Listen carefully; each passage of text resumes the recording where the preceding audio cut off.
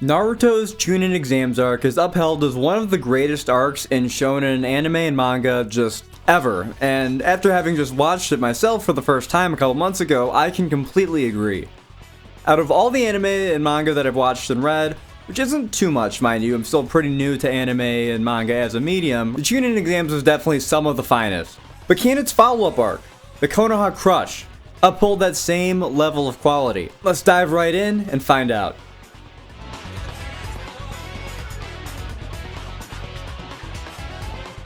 The Konoha Crush arc picks up immediately where the Chunin Exams left off. The Chunin Exams finals were interrupted by the invasion of the Leaf Village by a joint force of Orochimaru and his Sound Ninja, and then the ninja of the Sand Village. Orochimaru, who was secretly disguised as a Kage-kaze the whole time, takes the Hokage hostage at the top of the arena. Four of Orochimaru's Sound Ninjas erect a kind of magical barrier using the Four Flames Formation Jutsu. This gives the Hokage and Orochimaru an opportunity to have a fair fight, as the barrier kills anyone who touches it, as is demonstrated when a member of the Anbu Black Ops tries to get through it and dies. At the same time, Sand Village ninjas summon giant snakes that break through the walls of the village, allowing the invasion force to spill in from the surrounding forest. This causes the entirety of the Leaf Village to turn into a giant battlefield. Kankuro and Temari try and flee with Gaara so that he can recover after his fight with Sasuke, but Sasuke decides to chase them down to finish the job. Sakura, who was able to repel the genjutsu that put most of the stadium's occupants to sleep, is ordered by Kakashi to wake up Naruto and Shikamaru, as this will be their first mission in a long time, and it's going to be an A-rank mission at that. Sakura wakes up Naruto, but then she finds out that Shikamaru had also repelled the genjutsu and was only pretending to be asleep so he could avoid needing to participate in the battle. Kakashi gives the three genin, and then Pakun, who is one of his ninja dogs, their mission: find Sasuke and stop him. After that, they're just supposed to hunker down somewhere safe and wait for new orders. At the same time, Orochimaru and the third Hokage begin their fight. A Kage-level fight, as it's called by the Anbu who are spectating it. Orochimaru uses a forbidden resurrection jutsu to bring back two powerful allies to aid him in the battle.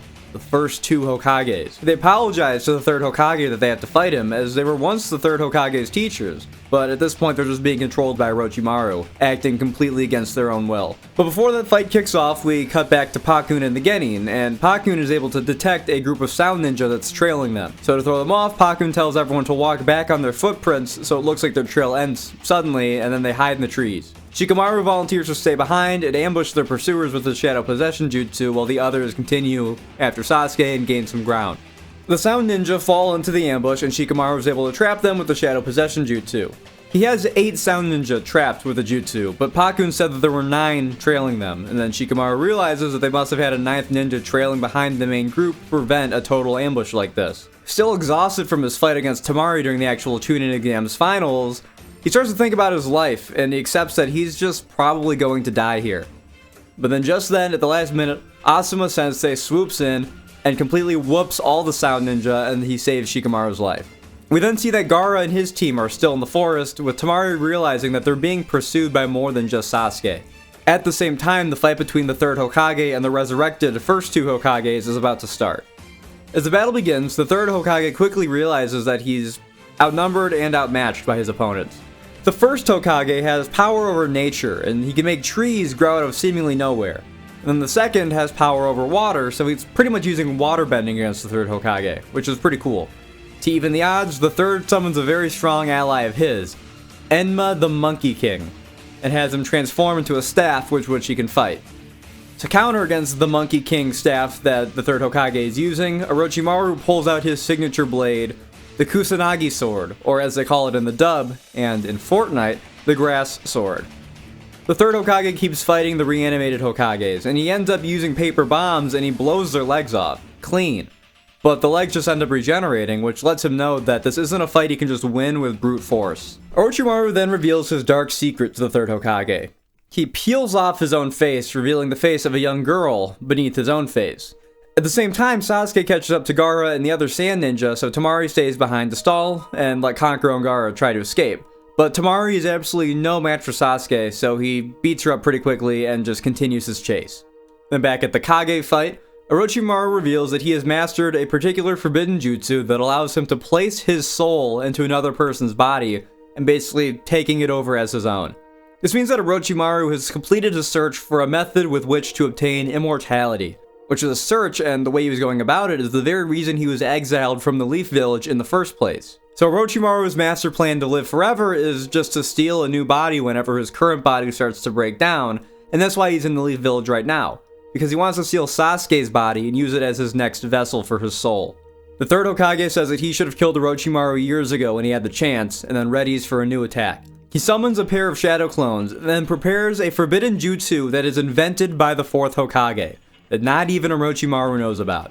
The Reaper Death Seal Jutsu, which also summons a freakish Reaper spirit behind the third Hokage, although right now he's the only one who can see it.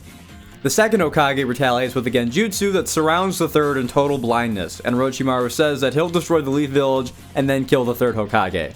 But the third Hokage says that the Hokages who come after him will continue to protect and uphold the Leaf Village. And he thinks about how it's his duty to protect and defend all the people in the Leaf Village like they were his family.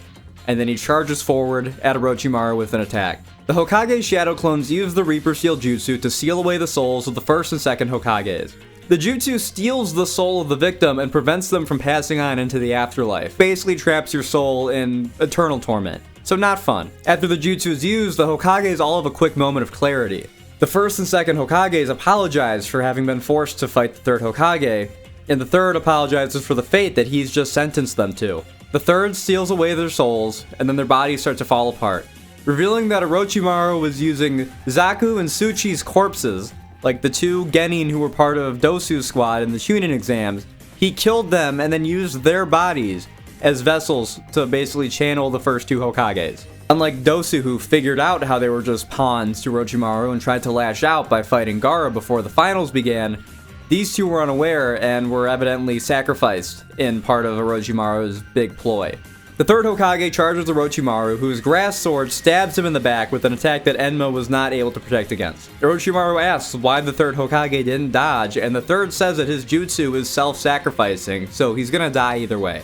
Meanwhile, Sasuke catches up with the Sand Ninja again. Kankuro stays behind to fight Sasuke so Temari can get Gaara out of there. And then this is when Shino shows up, disappointed that his fight between him and Kankuro never happened at the finals, so he tells Sasuke to go ahead and chase Gaara while he fights Kankuro. Kankuro and Shino's fight kicks off, and Kankuro uses his puppet and his arsenal of weapons, but Shino's able to dodge all the attacks with his bugs. Shino ends up getting hit with a poison gas bomb, which catches him off guard. But Shino's able to use his bugs to find where Kankuro's controlling his puppet from, and uses his beetles to drain Kankuro's chakra to the point where he collapses. It's a pretty quick fight, but Shino ends up winning, although he does end up collapsing as well due to the poison running through his system running its course. Sasuke reaches Temari and Gaara just as Gaara begins to wake up from the kind of like coma, not really coma, but he's not really been all there. He starts to come out of it. Gaara swats Temari away and says that he and Sasuke are alike. He also says that he needs to kill Sasuke in order to prove that he really exists, calling Sasuke his prey. Gaara then starts to re-transform into his monstrous form, which was interrupted in the actual finals, which puts the fear of God into Temari. She is just like terrified at what's going to happen. Now, Gaara is stronger and faster than ever before, which gives Sasuke much more trouble than when they fought in the arena during the finals. Sasuke uses the Chidori to hit Gaara, and he actually blows off his arm, but Gaara's sand simply regenerates his arm, and the injury hardens Gaara's resolve and just makes him more determined to kill Sasuke than he was before. And now, Sasuke is unable to safely use the Chidori, as Kakashi told him to only use it a maximum of twice a day. Otherwise, he could overexert his chakra and end up injuring himself really badly. Sasuke realizes that the only move of his that can do anything to Gaara is the Chidori, and as such, he's forced to draw from the power of the curse mark in order to gain more chakra. Sasuke gets the chakra he needs and launches another Chidori on Gaara.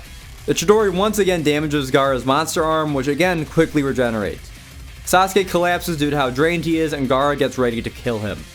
But just in the nick of time, Naruto arrives and kicks Gaara in the face. He's also accompanied by Sakura and Pakun, and the three of them are ready to try and fight Gaara. Gaara sees how determined the Leaf Genin, and particularly Sakura, are to save Sasuke, which gives Gaara a flashback to his childhood, so we get a glimpse into his backstory. Gaara grew up raised by his uncle Yashimaru, his mother's brother, since his mother died in childbirth. Gaara and Yashimaru, they talk about pain, and Yashimaru tells him that the pain that takes the longest to heal is pain of the heart, and the only thing that can cure it is love. Yashimaru is the only person who Gaara has a real bond with, and Gaara does actually feel his pain going away. One night, Gaara is harassed by a drunk man in the street who ends up calling him a monster, which causes Gaara to lose control and kill the man. But then Gaara is jumped by an assassin. Gaara's stand protects him and knocks away the assassin, rendering them unable to fight anymore. So Gaara goes to check the identity of his attacker, and is shocked to learn that it was his uncle Yashimaru. Naruto orders Gaara to let Sakura and Sasuke go. Gaara asks who Sakura and Sasuke are to Naruto, and he says that they're his friends, and that he'll beat Gaara if he keeps hurting them. So then Gaara then taunts Naruto by hurting Sakura, and asks why Naruto hasn't beaten him yet, which just pisses off Naruto and gets him to attack.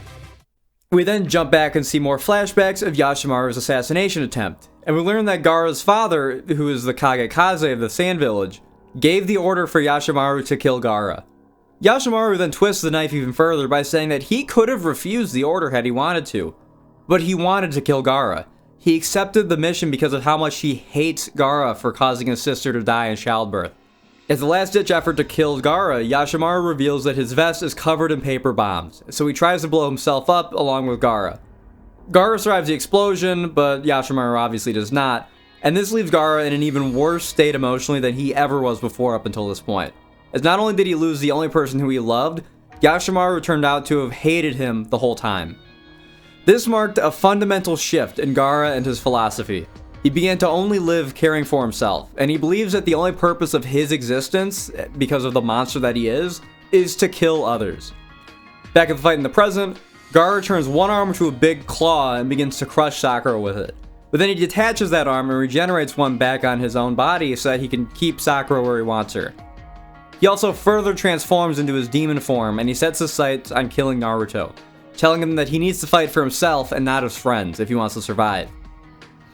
Naruto tries to summon Gamabunta to help him out, but can only summon Gamakichi, a normal-sized toad who is the son of Gamabunta. Gaara then sends a barrage of sand shuriken at the two, which Naruto takes in order to protect Gamakichi. The Naruto has a similar series of revelations as he did in the hospital when he bumped into Gaara when he tried to kill Lee back in the exams. He realizes that Gaara is horribly lonely, just like he was before he met Sakura and Sasuke and Kakashi. This just gets Naruto thinking even more about how he could have ended up just like Gaara had things turned out a bit differently. Naruto knows that it was his friends who saved him from going down that path, so he decides that he will stop Gaara even if it gets him killed in the process. Naruto uses his shadow clones and is able to land 1,000 years of death jutsu on Gaara with a kunai and a paper bomb, which damages him. Sasuke tells Naruto to save Sakura while he holds off Gaara, but Naruto knows that he has to be the one to stop Gaara since they're the same. The only way he can get through to him is if he's the one who beats him. He even remembers his conversation with Haku from back in the Land of Waves. Naruto makes 999 shadow clones, all of which attack Gaara at the same time, but Gaara fully finishes his transformation into a demon. He tries to crush Naruto, but Naruto is able to summon Gamabunta at the last minute and survive. Gamabunta is immediately able to recognize Gaara's demon as Shukaku of the Sand, and he agrees to help Naruto fight him after learning that he protected Gamakichi, saved him from being killed. Gamabunta easily severs Shukaku's arm with his blade, which I don't know if it qualifies as a sword because it's a massive sword, but in comparison to Gamabunta, it looks like it's more like maybe long dagger size. I don't know, but he severs Shukaku's arm with it, causing Gaara to emerge from the demon's forehead. Gaara uses a jutsu to put himself to sleep, because normally him and Shukaku, they kind of share control, but with him being asleep, Shukaku gets complete control over the sand demon form, and this just makes him much more powerful. So Naruto and Gamabunta realize that they have to wake up Gaara if they have any chance against him. Gamabunta grabs the sand demon to try and wake Gaara up, kind of shake him awake, but the first attempt fails. Gamabunta tells Naruto to use his transformation jutsu to turn into something with fangs and claws, as he puts it. So Naruto performs the jutsu and turns into the nine-tailed fox. Naruto is able to land a punch directly to Gaara's face, which wakes him up and weakens Shukaku, as back in the village, the Leaf Village ninja are beginning to turn the tide of the invasion. The third Hokage, who has been grappling with Orochimaru this whole time, realizes that he doesn't have the strength to fully seal away Orochimaru's soul. He's just too weak due to the injury that Orochimaru dealt him, and from his old age. So he settles for sealing away Orochimaru's arms, rendering them completely useless, and meaning Orochimaru will be unable to use any of his jutsus ever again. The third Hokage wishes Orochimaru farewell and dies. Back in the forest, Gaara and Naruto pounce at each other one last time, and Naruto is able to land a winning blow on Gaara. Orochimaru, now critically wounded, calls off his invasion and flees alongside the actual invasion force. And then back in the forest, Naruto and Gaara both lay on the ground, completely exhausted.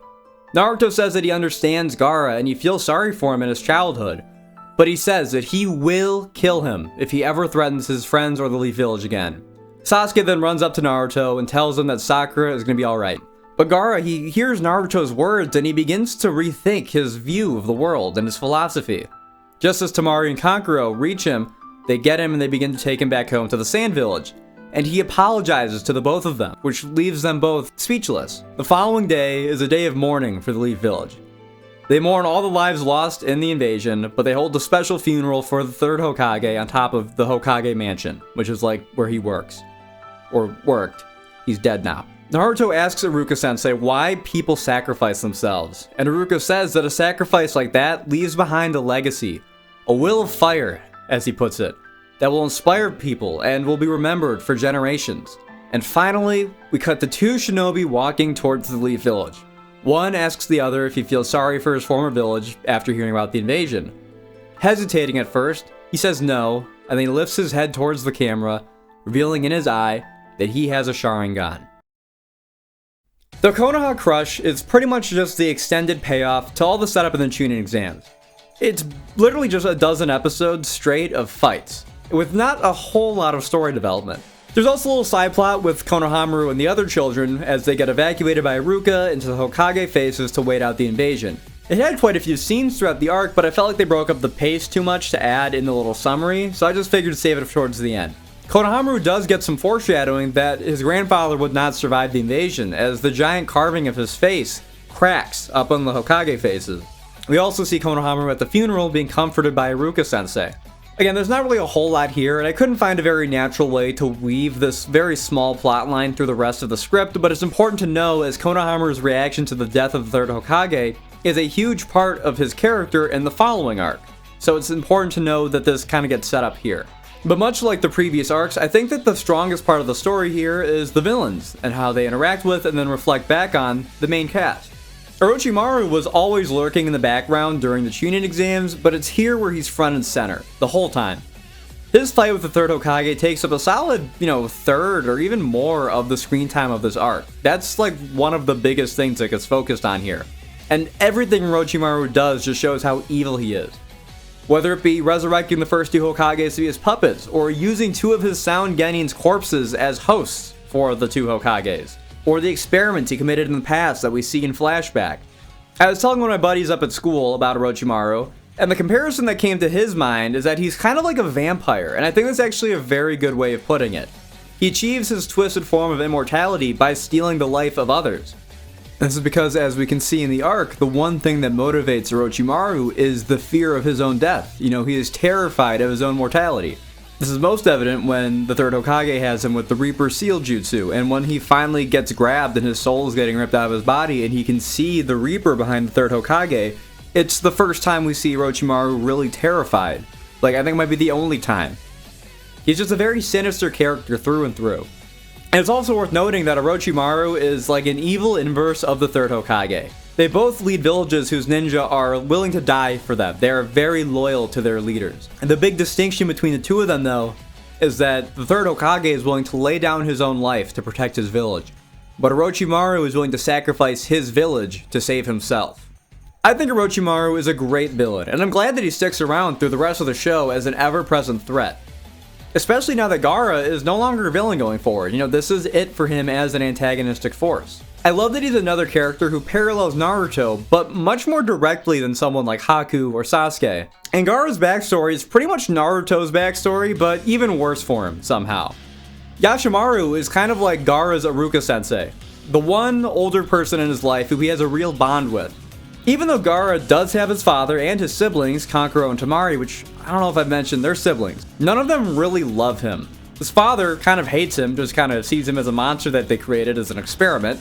And then even in the present, Kankuro and Temari are still very clearly just super emotionally distant from Gaara and even terrified of him, time and time again. It's a very self-fulfilling prophecy. Everyone starts to see him as an unstoppable and unlovable killing machine, so he starts to see himself as one too. This warped mindset just corrupts his very being to the point where Gaara believes that his only value that he provides to the world is how many people he can put in the ground. He's even treated like a horror movie villain for most of his screen time between the Chunin exams and here. He's just treated like a ticking time bomb who will kill everyone if Shukaku is unleashed at the wrong time.